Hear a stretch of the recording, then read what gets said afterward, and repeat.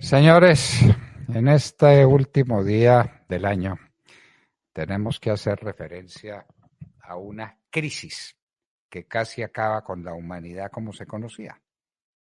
Una crisis que no estuvo marcada por un acontecimiento bélico, aunque tuvo mucho que ver con la Primera Guerra Mundial, como una consecuencia de la Primera Guerra Mundial, lo que se llamó la Gran Depresión.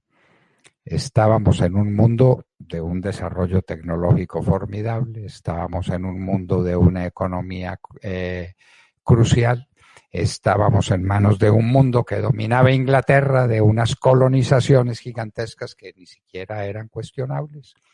España había perdido ya todas sus colonias en 1898, pero habían surgido las formas de colonización en Asia, las formas de colonización en África, y ese era el mundo en el que se vivía.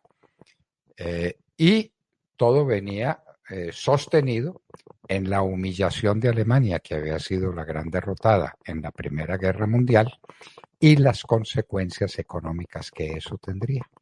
Consecuencias económicas, dirán ustedes. Sí, señores, se los voy a explicar. Las consecuencias económicas de la Primera Guerra Mundial fueron enormes, porque a Alemania le impusieron un régimen casi imposible de pago de una deuda que no sería pagadera jamás, jamás. Y entonces eran cantidades enormes de dinero que Alemania no era capaz de soportar. ¿Cómo lo hizo? Aquí es donde viene una parte muy simpática de la historia. Alemania pedía que le dieran crédito y los Estados Unidos, que eran la gran nación emergente del mundo económico, le daban los créditos a Alemania. Entonces, Alemania con ese dinero le pagaba a los aliados los daños que había causado con la Primera Guerra Mundial. Los indemnizaba. De manera que Alemania prestaba plata, los Estados Unidos le daban la plata y esa plata volvía al torrente circulatorio de Occidente a través de los Estados Unidos y a través de países europeos. Y eso produjo unas sensaciones de bienestar y de crecimiento en los Estados Unidos. Hubo una cosa que se llamó el boom de Coolidge. En la época del presidente Coolidge, esto iba también. Y todas las formas de migración hacia los Estados Unidos eran tan productivas y el crecimiento económico era tan fabuloso que eso se llamó el boom de Coolidge, por ese dinero que rotaba y que iba y que venía. Hasta que, como todas las pompas de jabón, eso estalló. Y estalló un día negro de Wall Street, donde la gente empieza a pensar, bueno, estas fábricas se están cotizando en tales valores, pero eso sí vale. No, no vale. Y empezaron los temores y empezaron las dudas. Y las dudas llevaron a que la gente quisiera su dinero y todo el mundo quiso el dinero al mismo tiempo. Y vino entonces ese día negro de Wall Street y se produjo el comienzo de la Gran Depresión. Se acabó el boom de Coolidge, se acabaron todos los empleos fantásticos que habían surgido al amparo de las indemnizaciones de Alemania y empezamos a entrar en un mundo oscuro, en un mundo terrible, en un mundo deprimido, el desempleo galopante. Los Estados Unidos no sabían qué era desempleo. Eso era creciendo y creciendo y creciendo en sus posibilidades internas hasta que estalla la pompa de jabón de Wall Street y vienen millones de desempleados que piden una oportunidad.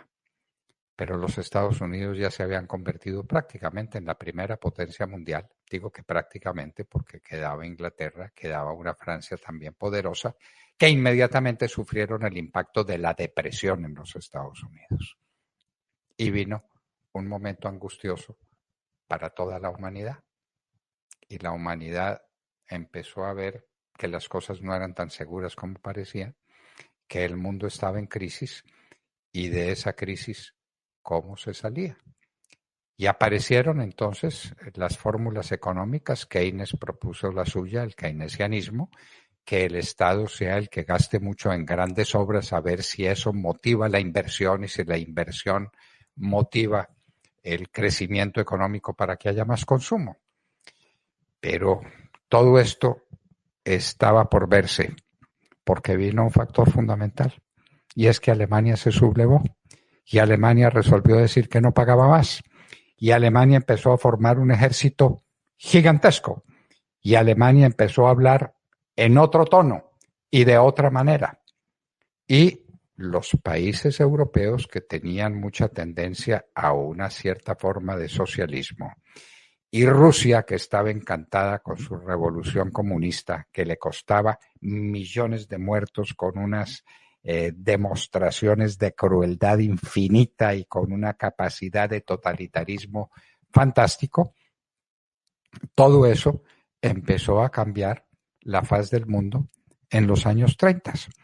Y Alemania aprovechó la situación, no pagaba, empezó a invadir los países vecinos, empezó a llenarse de dinero, pero dinero para invertirlo en armas, con unas inversiones gigantescas que produjeron inmediatamente una sensación de empleo. Las fábricas no daban abasto.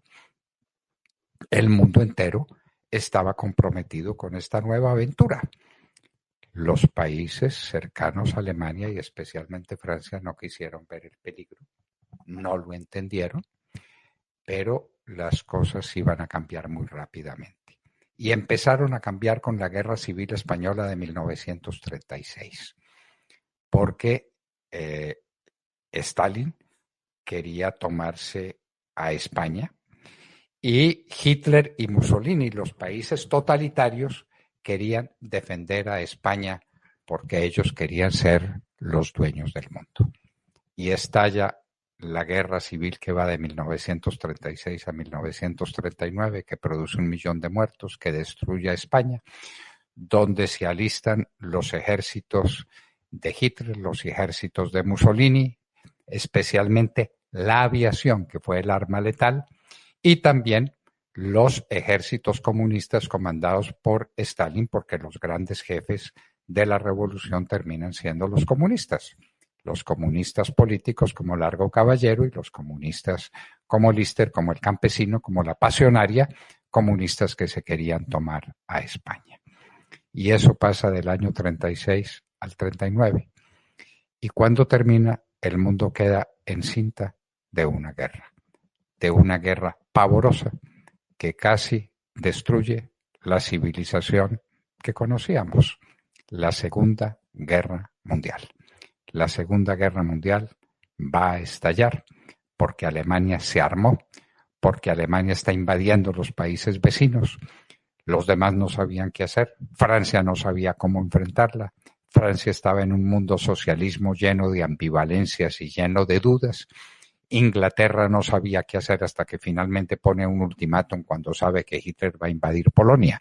Ya había invadido todos los Sudetes, los países donde se hablaba alemán, ya había invadido Austria, ya se había comido gran parte de Europa, pero ahora quería Polonia porque quería el Báltico todo completo para sí. Y entonces Inglaterra le puso un ultimátum y le dijo, hasta ahí llega usted. Si usted invade a Polonia, esta es una declaración de guerra. Y Hitler, que era el factotum de toda esta realidad nueva, de toda esta realidad alemana, de todo este espíritu de vindicta que tenían los alemanes contra el mundo, como habían sido humillados en el tratado que se celebró precisamente en Versalles para humillarlos mejor. Alemania va a estallar y va a estallar con el nazismo. Entonces las fuerzas totalitarias, el nazismo, el fascismo y por allá, muy lejos, al otro lado del mar, los totalitarios japoneses, es decir, los miembros de un ejército japonés que dominan el Japón. Todo está servido para la Segunda Guerra Mundial, de la que vamos a hablar más adelante.